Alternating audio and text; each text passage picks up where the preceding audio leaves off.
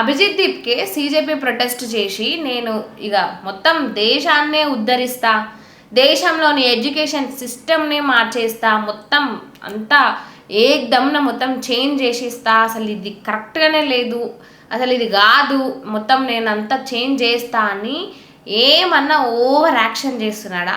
ఇప్పుడు అభిజిత్ దీప్కేకి కరెక్ట్గా అయింది.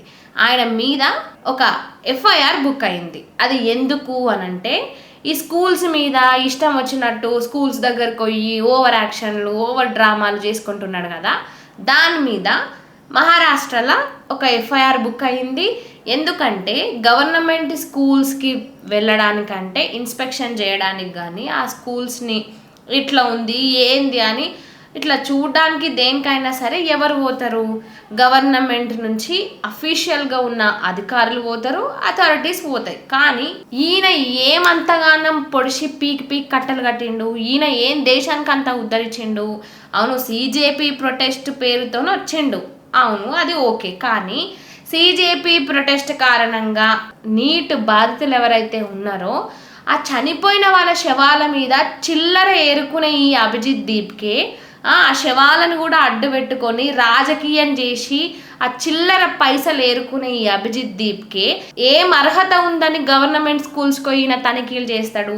ఏం అర్హత ఉందని స్కూల్స్ని దీన్ని క్వశ్చన్ చేస్తాడు? అవును, స్కూల్స్ సిస్టమ్స్లో తప్పుంటే నువ్వు దానికి ఏమైనా పర్మిషన్ తీసుకొని ఆ స్కూల్స్ని చెక్ చేయడానికి పోయినావా? లేదంటే అసలు నువ్వు ఏంది, అసలు నువ్వు ఏమని, నువ్వు అంత పెద్ద ఏమన్నా ఇట్లా పొలిటికల్ లీడర్వా, అక్కడ సరౌండింగ్స్లో ఏమన్నా పొలిటికల్ లీడర్వా, లోకల్ లీడర్వా అంటే అది కాదు.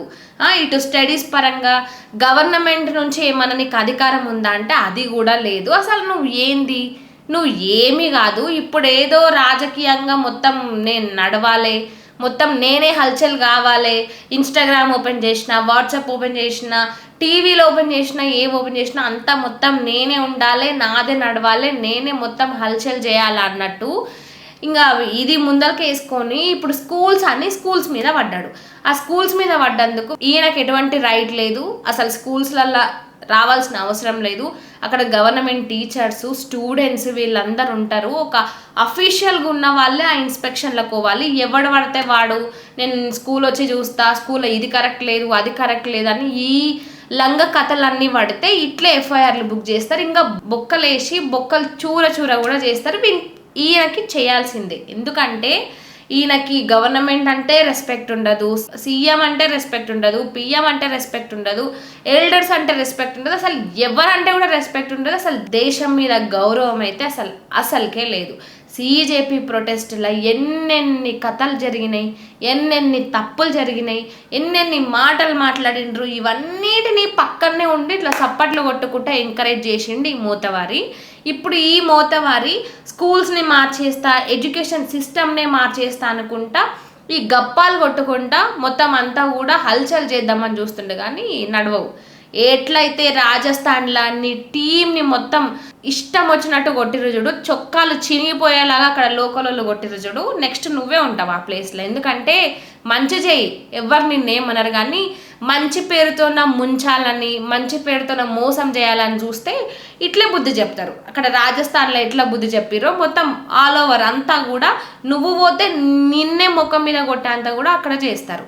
ఇంకా ఈ పెద్ద మనిషి స్కూల్స్లలో కూడా ఎంత లంగ కథలంటే, ఎంత గానం అంటే, స్కూల్స్లకి ఇన్స్పెక్షన్ కానీ పోయి అక్కడ స్టూడెంట్స్ లేకపోతే పక్క స్కూళ్ళల్లో ఉన్న స్టూడెంట్స్ని ఇందులోకి దోలుకొచ్చి ఆ పిల్లలకి చాక్లెట్లు ఇస్తాము, మీ ప్రిన్సిపల్ని తిట్టండి, మీ హెచ్ఎంని తిట్టండి, మీ టీచర్స్ని తిట్టండి, గవర్నమెంట్ని తిట్టండి అని ఇవి వీడు చెప్తున్నది. ఇవి ఈ అభిజిత్ చెప్తున్నది ఆ పిల్లలకి.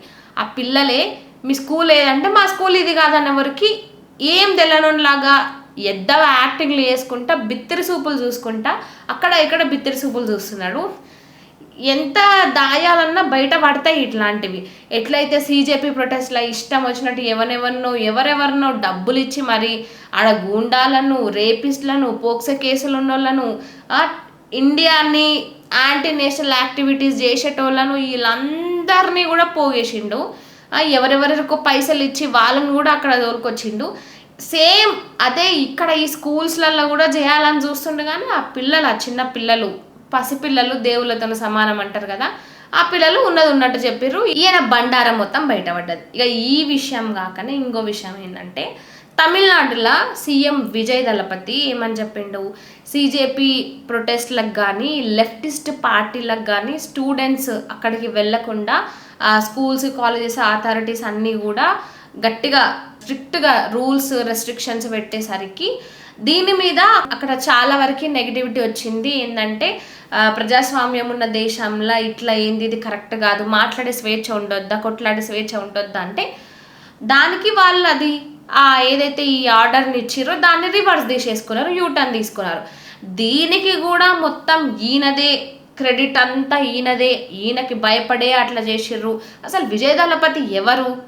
సీజేపీ ప్రొటెస్ట్ని ఎందుకు ఆపుతాడు, స్టూడెంట్స్ని ఎందుకు రానియడు? నువ్వు ఈ మాట వెనకకి తీసుకోపోతే, యూటర్న్ తీసుకోకపోతే నేను తమిళనాడుకు వచ్చి అక్కడ ఉన్న గవర్నమెంట్ని స్కూల్స్ని ఎక్స్పోజ్ చేస్తా అనుకుంటే ఈ అభిజిత్ దీప్కే మాట్లాడతాడు. ఇప్పుడు అందరి నుంచి నెగిటివిటీ వచ్చినందుకు అది యూటర్న్ తీసుకుంటే దాని క్రెడిట్స్ కూడా ఈయన ఖాతాల్లోకే వేసుకుంటాడు. ఎంత చిల్లర అంటే అంత చిల్లర. శవాల మీద చిల్లర ఏరుకోవడము, రాజకీయ పార్టీలకు కొమ్ము కాసుకొని వాళ్ళ కోసం పనిచేయడము. మరి ఈయన సపోర్ట్ చేసే, ఈయన దేవుడిగా భావించే అరవింద్ కేజ్రీవాల్ ఎవరైతే ఉన్నారో ఆయన కట్టించిన స్కూళ్ళ పరిస్థితి ఎట్లుందో తెలుసా ఢిల్లీలో? అంత దరిద్రంగా ఉంది.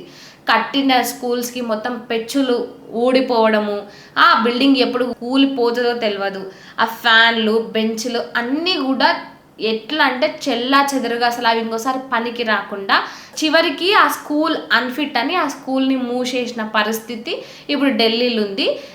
ఈ స్కూల్స్ని కట్టించింది ఎవరు? అరవింద్ కేజ్రీవాల్. మరి ఇప్పుడు ఆ స్కూల్ని పట్టించుకునే నాదుడే కాదు, ఈయనని ఇన్స్పిరేషన్గా తీసుకుని ఈ అభిజిత్ దీప్కే దేశంలోని స్కూల్స్ని బాగు చేస్తాడంట, ఎడ్యుకేషన్ సిస్టమ్నే మారుస్తాడంట.